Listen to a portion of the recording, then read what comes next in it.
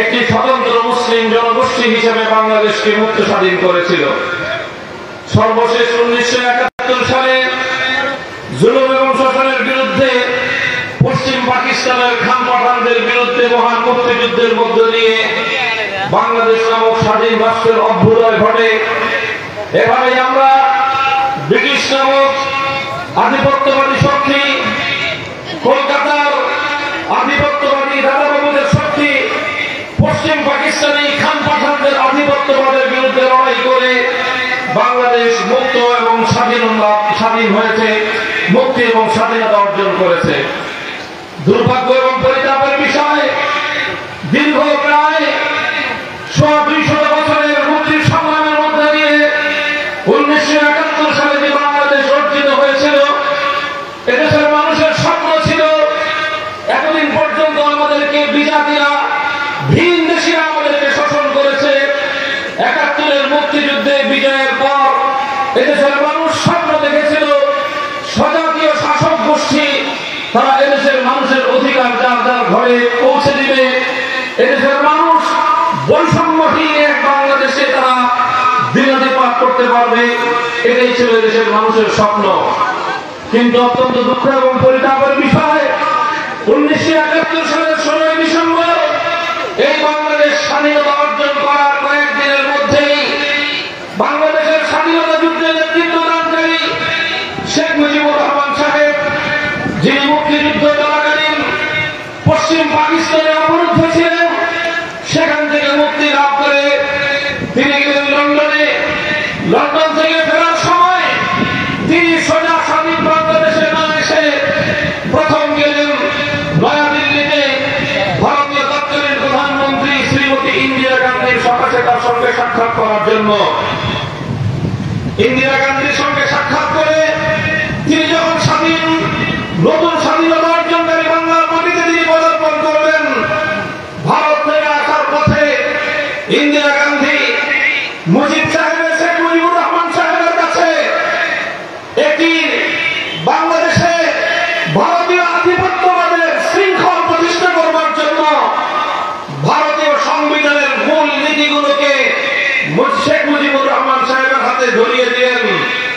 আর শেখ মুজিবুর রহমান সাহেব এসে তিনি বাংলাদেশে 72 সালে একটা সংবিধান প্রণয়ন করলেন, যেই সংবিধানে ভারতীয় সংবিধানের মূল নীতিগুলোকে কপি পেস্ট করে মূলত 72 সালেই বাংলাদেশের স্বাধীনতাকে ভারত মাতার চলন্ত তিনি বলে দিয়েছিলেন।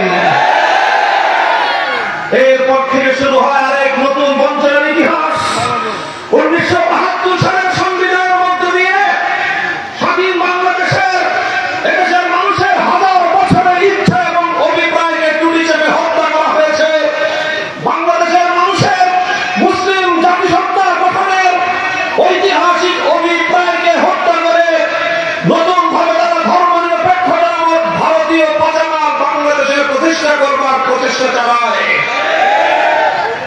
একদিকে এইভাবে ধর্মনিরপেক্ষতার নামে ভারতীয় আধিপত্যবাদ বাংলাদেশে জেগে বসে, আর 72 থেকে 75 সাল পর্যন্ত জুলুম এবং বৈষম্যের বিরুদ্ধে এর গড়ে ওঠা বাংলাদেশ স্বাধীনতা অর্জনকারী বাংলাদেশের মানুষের সকল অধিকারকে হত্যা করে একদলীয় বাকশাল প্রতিষ্ঠার মধ্য দিয়ে শেখ মুজিবুর রহমান সাহেব বাংলাদেশের মানুষের স্বাধীনতার ইচ্ছা এবং অভিপ্রায়ের সঙ্গে বিশ্বাসঘাতকতা করেন। শুরু হয় এক নতুন চেতনার ব্যবসা। 71-এর মুক্তিযুদ্ধের নামে 72-এর ধর্মনিরপেক্ষ বাকশালী চেতনা বাংলাদেশে প্রতিষ্ঠা করবার জন্য অর্ধ শতাব্দী পর্যন্ত আওয়ামী বাকশালীরা এদেশের মানুষের কাঁধের উপর চেপে বসে। সংগ্রামী সাথী ও বন্ধুগণ, এরপরে 2008 সাল থেকে 2024 সাল পর্যন্ত দীর্ঘ প্রায় 16 বছর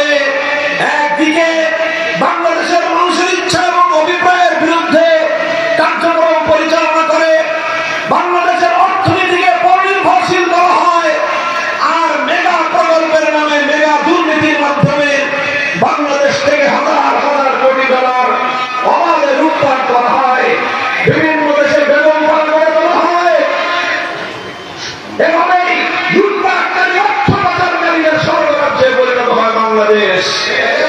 সংগ্রামী সাথী ও বন্ধুগণ, এই দীর্ঘ সময়ে অনেক পক্ষ ফ্যাসিবাদী স্বৈরাচারী শেখ হাসিনার বিরুদ্ধে মাঠে আন্দোলন করেছে, জীবন দিয়েছে, সংগ্রাম করেছে। এর মধ্যে সবচেয়ে বেশি রক্ত দিতে হয়েছে দেশের ইসলামপন্থীদেরকে। 2013 সালের 5 এবং 6 মে শাপলা চত্বর রঞ্জিত হয়েছে এদেশের ইসলামপন্থী আলেম সমাজের বুকের তাজা রক্ত দিয়ে। 2021 সালে বাংলাদেশের স্বাধীনতার সুবর্ণ জয়ন্তী উদযাপনের নামে ভারতীয় বিতর্কিত প্রধানমন্ত্রী নরেন্দ্র মোদীকে বাংলাদেশে এনে বাংলাদেশকে তার একটি অঙ্গরাজ্যে পরিণত করবার নীল নকশা তৈরি করা হয়। তখন এদেশের আলেম সমাজ, হেফাজতে ইসলাম, এদেশের আলেম ওলামা ইসলামপন্থীরা নরেন্দ্র মোদীর কাছে বাংলাদেশের স্বাধীনতার সুবর্ণ জয়ন্তী তুলে দেওয়ার তীব্র প্রতিবাদ জানায়। শান্তিপ্রিয় সেই প্রতিবাদের মুখে স্বৈরাচারী শেখ হাসিনা সরকারের পেটুয়া বাহিনী পাখির মতো গুলি করে আমাদের প্রায় 25 জন সহকর্মীকে হত্যা করে। মোহতারাম হাজিরিন, এরপরে আসে 24 জুলাই আগস্টের মহান বিপ্লবের সেই সন্ধিক্ষণ। এদেশের প্রায় 2 সহস্রাধিক মায়ের বুক খালি করে জুলাই এবং আগস্ট জুড়ে গোটা বাংলাদেশকে মৃত্যু পরিণত করা হয়। এদেশের ছাত্র জনতা যখন বৈষম্যহীন একটি বাংলাদেশ গড়বার দাবি উত্থাপন করে, এদেশের ছাত্র জনতা যখন কোটা বিরোধী ন্যায্য অধিকার আদায়ের জন্য তারা আন্দোলনের মাঠে নামে, শেখ হাসিনা তখন এদেশের 4 কোটি ছাত্র জনতার অধিকারকে পিষ্ট করবার জন্য রাজাকারের ট্রেনিং নেওয়ার তার সেই পুরনো অভ্যাস আবার বাস্তবায়ন করার খেলায় মেতে ওঠে। এদেশের 4 কোটি ছাত্র জনতাকে সে রাজাকারের বাচ্চা বলে গালি দেয়। শেখ হাসিনা যখন আমার আগামী প্রজন্মের সোনার সন্তানদের সম্মানকে ধুয়ে মিশিয়ে দেওয়ার পায়তারা চালায়, বাংলাদেশের প্রতিটি শিক্ষাঙ্গন ইস্পাত কঠিন দৃঢ় ঐক্যে আবদ্ধ হয়। টেকনাফ থেকে তেতুলিয়া, স্কুল, কলেজ, ইউনিভার্সিটি, হারিয়া মাদ্রাসার, কওমি মাদ্রাসার সকল ছাত্ররা ভেদাভেদ ভুলে গিয়ে এক কাতারে দাঁড়িয়ে যায়। রাতের অন্ধকারে বাংলাদেশের প্রতিটি শিক্ষাঙ্গন থেকে স্লোগান উচ্চারিত হয়, তুমি কে, আমি কে, রাজাকার রাজাকার। তারা বলে চেয়েছিলাম অধিকার, হয়ে গেলাম রাজাকার। যদি বৈষম্যের বিরুদ্ধে কথা বললে রাজাকার হতে হয়, যদি অত্যাচারের বিরুদ্ধে কথা বললে যদি রাজাকার হতে হয়, যদি ন্যায্য অধিকার চাইতে গেলে যদি রাজাকার হতে হয়, এদেশের মানুষ বেছে নিল, তাহলে আমরা রাজাকার হওয়াটাই পছন্দ করলাম। সংগ্রামী সাথী ও বন্ধুগণ, এরপরে 5 আগস্টের সেই দুপুর বেলায় শেখ হাসিনা বাংলাদেশের মানুষকে মৃত্যুর মুখে ঠেলে রেখে এদেশের মানুষের রক্ত দিয়ে বাংলার মাটিকে ভাসিয়ে দিয়ে শেষ পর্যন্ত সে পালিয়ে তার সেই সকল প্রভুদের কোলে গিয়ে আশ্রয় নেয় যাদের এজেন্ডা বাস্তবায়ন করবার জন্য 15 বছর পর্যন্ত বাংলাদেশের মানুষের ভোট এবং ভাতের অধিকার কেড়ে নিয়েছিল। শেখ হাসিনা পরবর্তী বাংলাদেশে আজ দীর্ঘ 1 বছর অতিক্রান্ত হয়েছে।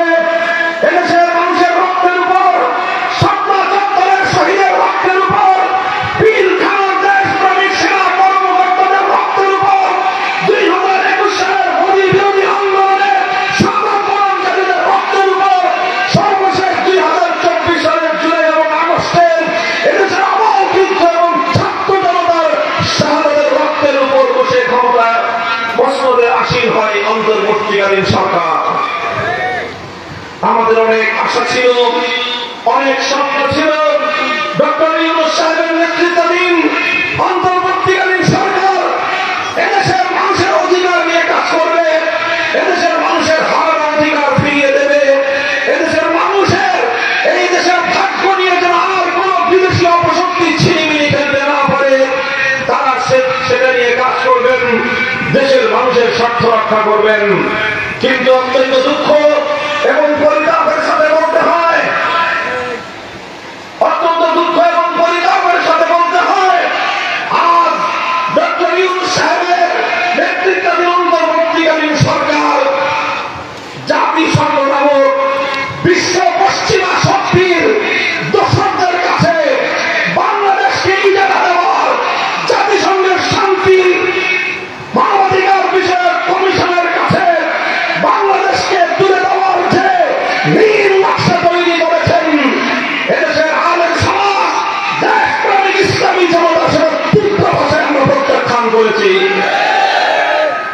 আমরা জাতিসংঘের মানবাধিকার কমিশনকে বাংলাদেশে গ্রহণ করতে প্রস্তুত না।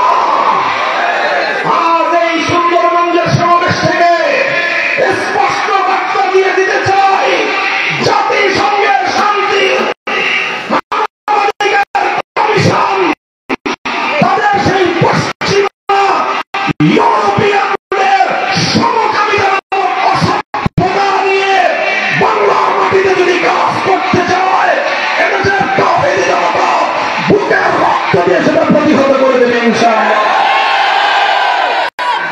আমাদের সুস্পষ্ট ঘোষণা হবে, পিন্ডির গোলামী ছিন্ন করেছিলাম দিল্লির দাসত্ব করবার জন্য নয়। 2024 আগস্ট মাসে আমরা আবার দিল্লির আধিপত্যবাদকে উৎখাত করেছি, ওয়াশিংটনের দাসত্ব করবার জন্য নয়।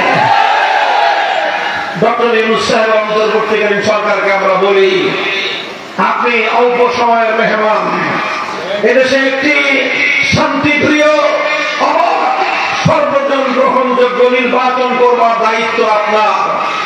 আপনি সেই নির্বাচন করবার প্রস্তুতি গ্রহণ করুন। এদেশের মানুষ তাদের সত্যিকার ভোটাধিকার প্রয়োগ করতে পারে সেই ব্যবস্থা করুন। আমার রেমিটেন্স যোদ্ধা প্রবাসী প্রতিটি মানুষ যেন সারা পৃথিবী থেকে সকল প্রবাসীরা যেন তাদের ভোটাধিকার প্রয়োগ করে বাংলাদেশের অর্থনৈতিক উন্নতির ক্ষেত্রে তারা যেভাবে অবদান রাখছে, ঠিক তদ্রূপভাবে জনপ্রতিনিধিত্বমূলক রাষ্ট্র এবং সরকার প্রতিষ্ঠার ক্ষেত্রেও প্রবাসীরা যেন তাদের ভূমিকা এবং অবদান রাখতে পারে সেই পথ উন্মুক্ত করুন। এদেশের এই সকল কাজ বাদ দিয়ে আপনারা স্বল্পকালীন সরকার স্থায়ীভাবে বাংলাদেশকে মানবাধিকার কমিশন নামক পশ্চিমা বেহায়াপনার এজেন্ডা বাস্তবায়ন করবার যদি পায়তারা করেন, আপনাদের পরিণাম ভালো হবে না বলে আমরা স্পষ্ট হুঁশিয়ারি দিতে চাই। সংগ্রামী সাথী ও বন্ধুগণ, সেই সঙ্গে আমি বৈষম্য বিরোধী আন্দোলনের, ফ্যাসিবাদ বিরোধী আন্দোলনের সকল অংশীজনদেরকে উদাত্ত আহ্বান জানাতে চাই। বিশেষ করে আমি নাম ধরে উল্লেখ করে বলব, বাংলাদেশের সর্ববৃহৎ রাজনৈতিক সংগঠন জাতীয়তাবাদী দল বিএনপি, জামাতে বাংলাদেশ জামাতে ইসলামী সহ এনসিপি আমার ছাত্র ভাইরা, সকলের প্রতি আমাদের উদাত্ত আহ্বান, আমরা পরস্পর রাজনৈতিক প্রতিযোগিতা করব, ঠিক আছে, কিন্তু আমাদের রাজনৈতিক প্রতিযোগিতাটা যেন কোনোভাবেই পারস্পরিক হানাহানিতে পরিণত না হয়। আমাদের রাজনৈতিক প্রতিযোগিতার সুযোগ নিয়ে বিগত 15 বছরের ফ্যাসিবাদ বিরোধী আন্দোলনের কোন অংশীজন যেন পালিয়ে যাওয়া দেশ বিরোধী, ইসলাম বিরোধী, স্বৈরাচারী, ফ্যাসিবাদী আওয়ামী লীগকে বাংলাদেশের রাজনীতিতে পুনর্বাসিত করবার কোন স্বপ্ন যেন কেউ না দেখে। কোন সংগঠন, কোন দল, কোন পক্ষ যদি রাজনৈতিক বিরোধিতার সুযোগ দিয়ে ফ্যাসিবাদী অপশক্তিকে বাংলাদেশে পুনর্বাসন করবার চেষ্টা চালায়, গোটা জাতিকে নিয়ে আমরা তাদের বিরুদ্ধে ঐক্যবদ্ধ প্রতিরোধ গড়ে তুলব ইনশাআল্লাহ। সংগ্রামী সাথী ও বন্ধুগণ, ত্রয়োদশ জাতীয় সংসদ নির্বাচন অত্যাসন্ন। ইনশাআল্লাহ বাংলাদেশ খেলাফত মজলিস টেকনাফ থেকে তেতুলিয়ায় গোটা বাংলাদেশে তার প্রতিনিধিত্ব নির্বাচনের মধ্য দিয়ে আগামী দিনের দেশ এবং জাতির কল্যাণে আমরা ভূমিকা পালন করতে চাই। আমরা দেশ এবং জাতির সেবা করতে চাই। আমি আপনাদের কাছে একটি কথাই বলে যাই যে আপনারা আমাদের মেহনতি মানুষের প্রতীক, রিক্সা প্রতীকে আমাদেরকে আপনারা সমর্থন দেবেন। এদেশে আলেম সমাজ, দেশপ্রেমিকদের হাতকে আপনারা শক্তিশালী করবেন। ইনশাআল্লাহ দেশ বিরোধী কোন অপশক্তি আর বাংলাদেশের স্বার্থ এবং স্বাধীনতা নিয়ে ছিনিমিনি ফেলতে পারবে না। সংগ্রামী সাথী ও বন্ধুগণ, আপনাদের গাইবান্ধা 1 আসন সুন্দরগঞ্জে মুফতি মাহমুদ আল মামুন সাহেব, গাইবান্ধা 2 নং আসন থেকে গাইবান্ধা সদরে হাফেজ আব্দুল মজিদ সাহেব, গাইবান্ধা 3 পলাশবাড়ি, সাদুল্লাহপুর থেকে মৌলানা শাহ আলম ফয়জী সাহেব, গাইবান্ধা 4 আসন গোবিন্দগঞ্জে মৌলানা সাইফুল ইসলাম সাহেব, এবং গাইবান্ধা 5 আসনে ফুলছড়ি সাগাদা থেকে মুফতি আবু ইউসুফ সাহেবকে আমি আমার রিকশার প্রতীক আপনাদের কাছে তুলে ধরে তাদেরকে আপনাদের সামনে নিয়ে গেলাম। ইনশাআল্লাহ আপনারা তাদেরকে তাদের হাত শক্তিশালী করবেন। তারা এদেশের প্রতিটি মানুষের ন্যায্য অধিকার বাস্তবায়নে আমাদের পক্ষ থেকে প্রতিনিধিত্বশীল ভূমিকা পালন করবেন। ইনশাআল্লাহ আপনারা তাদের সাথে থাকবেন তো? ইনশাআল্লাহ আল্লাহ পাক আপনাদেরকে উত্তম বিনিময় দান করুন। আমরা আবারও বলছি, দেশ এবং ইসলামের পক্ষে বাংলাদেশ খেলাফত মজলিস তার অব্যাহত সংগ্রাম পরিচালনা করে যাবে। আমরা শেষবার স্মরণ করিয়ে দিতে চাই, বাংলাদেশের সৃষ্টির ইতিহাস যদি পর্যালোচনা করা হয় স্পষ্টভাবে প্রমাণ হবে বাংলাদেশের স্বাধীনতা এবং ইসলাম এক সূত্রে গাঁথা। বাংলাদেশে যদি ইসলামের উপর আঘাত আসে বাংলাদেশের স্বাধীনতা বিপন্ন হবে।